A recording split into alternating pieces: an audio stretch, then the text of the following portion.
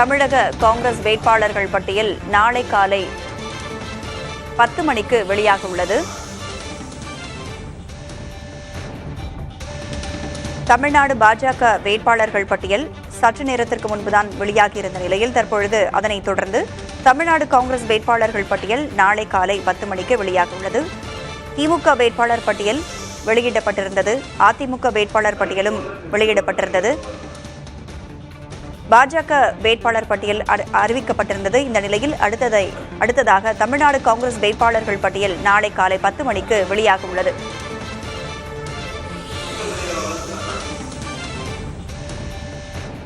தமிழ்நாட்டில் 4 முனை போட்டி நிலவி வருகிறது.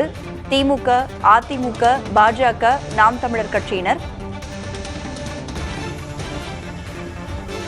திமுக, அதிமுக தனது வேட்பாளர்கள் பட்டியலை அறிவித்துள்ளது. இன்று மாலை 6:30 மணிக்கு நடைபெறவிருந்த சீஃப் எலெக்ஷன் கமிட்டி இந்த குழு இன்று நேரமாகிவிட்டதால் நாளைக்கு தள்ளி வைக்கப்பட்டிருக்கிறது. நாளைக்கு 10 மணிக்கு காலையில முடிவு பண்ணி நாளை வேட்பாளர் பட்டியலை அறிவிப்போம். காலையில 10 மணிக்கு நாங்க அறிவிச்சிருவோம் அப்படின்னு சொல்லிட்டு காலையில 10 மணிக்கு கூட்டம் போட்டு அறிவிச்சோம். வேட்பாளர் பட்டியல் வெளிவருமா இல்ல கூட்டம் நடைபெற்ற 10 மணிக்கு கூட்டம், அரை மணி நேரத்துல வந்துரும், அறிவிப்போம். அதெல்லாம் நாளைக்கு முடிவு. 50% புதுசா வேட்பாளர்கள் புதுமுகமா இருக்காங்க. நாளைக்கு முடிவு பண்ணுவோம். We'll decide tomorrow the CEC.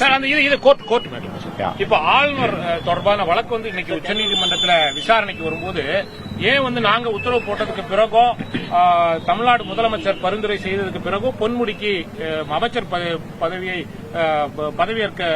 பிரமாணம் செய்து வைக்கவில்லை அப்படின்னு தமிழ்நாடு தலைமை நீதிபதி காட்டமான சில தமிழ்நாடு ஆளுநர் என்ன நினைச்சிட்டு இருக்காருன்னா, தொடர்ந்து பெரும்பான்மை மக்களால் தேர்ந்தெடுக்கப்பட்ட ஆட்சி நடக்குது. அந்த ஆட்சியின் அமைச்சரவை, சட்டப்பேரவை கூடி ஒரு தீர்மானம் போட்டால் அந்த தீர்மானத்தை அவர் மதிக்க மாட்டார், திருப்பி அனுப்புவார், வருடக்கணக்கில் அவர் வைத்துக் கொள்வார். உச்சநீதிமன்றமோ உயர்நீதிமன்றமோ இந்த ஆணை பிறப்பித்து நிறைவேற்றுங்கன்னா அதையும் மதிக்க மாட்டார். அவர் அரசியலமைப்பு சட்டத்தையே ஒரு மதிக்காத ஆளுநராக இருக்கிறார். ஆனால் உச்சநீதிமன்றம் இன்றைக்கு தெளிவாக சொல்லியிருக்கிறது, உச்சநீதிமன்றத்தின் ஆணையை நிறைவேற்ற வேண்டும். யாரும் சட்டத்திற்கு மேலானவர்கள் கிடையாது, சட்டத்திற்கு உட்பட்டவர்கள் தான்.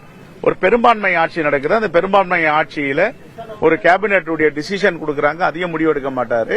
அதற்கு பிறகு ஒரு உச்சநீதிமன்றம் ஒரு முடிவை, அமைச்சராக இவர் இருந்தபொழுது ஒரு வழக்கில் அவருக்கு தண்டனை நிறைவேற்றப்பட்டு அந்த தண்டனையை உச்சநீதிமன்றத்தால் நிறுத்தி வைக்கப்படுகிறது. தெளிவா சொல்லியிருக்காங்க. எடுத்தங்கவிழ்த்தனும் அன்பு முதலமைச்சரோ சட்டப்பேரவை தலைவரோ முடிவெடுக்கல. அதை லீகல் ஒப்பீனியன்லாம் வாங்கி சட்ட நிபுணர்களுடன் ஆலோசனை செய்து இவர் அமைச்சராக தொடரலாம் என்று அவர்கள் லீகல் ஒப்பீனியன் கருத்து சொன்ன பிறகுதான் இவர் ஆளுநருக்கு கடிதம் எழுதுகிறார்.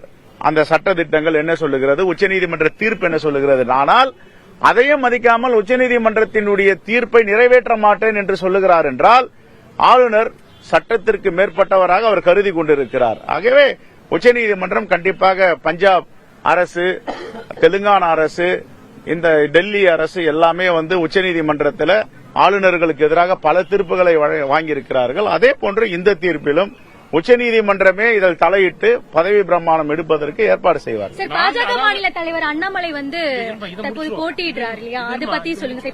எங்க போட்டியிடுறாரு? கோவையில போட்டியிடுறாரா? என்ன பண்ண, எப்படி போட்டியிடுவார் அவரு? அவர் என்ன சொல்லி ஓட்டு கேட்பார்? நாங்க 10 ஆண்டுகளுக்கு முன்னாடி மோடியை கூட்டிட்டு இந்த வாக்குறுதி எல்லாம் கொடுத்தோம், 2 கோடி பேருக்கு வேலை வாய்ப்பு கொடுத்துட்டோம், பெட்ரோல் டீசல் விலையை குறைச்சிட்டோம், சிலிண்டர் விலையை குறைச்சிட்டோம், கள்ளப்பணம், கருப்பு பணம், தீவிரவாத பணம் வெளிநாட்டுல இருக்கு, மீட்டாந்து ஒரு வாக்காளருக்கு 15 லட்சம் கொடுப்போம்னு சொன்னார் எங்க மோடிஜி, அதையும் கொடுத்துட்டோம். அதுக்கு மேல இந்தியாவுடைய பொருளாதாரத்தை அமெரிக்காவுக்கு வல்லரசு நாடுகள் நிகராக நாங்க கொண்டு செல்வோம், அதையும் பண்ணிட்டாரு. நாங்கள் எல்லாம் இந்துக்கள், ராமேஸ்வரம் கோவிலை உலகத்தரம் வாழ்ந்த ஆலயமாக மாற்றுவோம் சொன்னார், அதையும் செஞ்சிட்டாரு. எதை செஞ்சாரு, என்ன சொல்லி ஓட்டு கேட்க போறாரு? அதனால மக்கள் தீர்மானித்திருக்கிறார்கள், மோடிக்கு தமிழ்நாட்டிலிருந்து தான் தகுந்த பாடம் புகட்டப்படும். மிகப்பெரிய தோல்வியை தழுவ போகிறார்கள். தமிழக ஆளுநருக்கு நாளை வரைக்கும் கால அவகாசம் கொடுத்திருக்காங்க, காலக்கெடு கொடுத்திருக்காங்க தலைமை நீதிபதி. ஆளுநர் என்ன செய்து கொண்டிருக்கிறார், நாங்க சொன்னாலும் நாங்க உத்தரவு போட்டாலும் நீங்க நடைமுறைப்படுத்த மாட்டீங்களா அப்படின்ற பல கேள்விகளை கேட்டிருக்கிறாங்க தமிழக ஆளுநர். சார், ஒரு சாதாரண கீழமை நீதிமன்றம் கொடுத்தாலே ஜனநாயகத்துக்கு மதிக்கின்ற அரசு, இந்திய அரசியலமைப்பு சட்டத்தை மதிக்கின்ற அரசு உடனே அதை எதிர்கொண்டு நடவடிக்கை எடுக்கும். எனக்கு ஒண்ணுமே என்னத்தான் இருந்தாலும் சூடு சுரணையே இல்ல, இந்திய அரசியலமைப்பு சட்டத்தையே நான் மதிக்க மாட்டேன் அப்படின்ற ஆளுநருக்கு உச்சநீதிமன்றம் தான் பதில் சொல்லும். அது கடுமையான பதில். அவர் என்ன நடவடிக்கை எடுக்க வேணும்? நாளைக்கு வரைக்கும் காலக்கெடு கொடுத்திருக்காங்க. நிறைய பேர் அவர் உடனடியாக பொன்முடிக்கு பதவி பிரமாணம் செய்து வைக்க வேண்டும், பதவி பிரமாணம் செய்து வைத்துவிட்டு அவர் ராஜினாமா செய்ய வேண்டும் கவர்னர் பதவியை அப்படின்னு கோரிக்கை வைக்கிறாங்க. நீங்க தமிழ்நாடு சார், நான் இன்னைக்கு இல்ல சார், தொடர்ந்து ஆளுநருக்கு காங்கிரஸ் வேட்பாளர் பட்டியல் நாளை காலை 10 மணிக்கு வெளியிடப்படும் என்று தமிழக காங்கிரஸ் கமிட்டி தலைவர் செல்வ பெருந்தகை சென்னையில் பேட்டியளித்தார். விவரங்களை பின்னர் பார்க்கலாம்.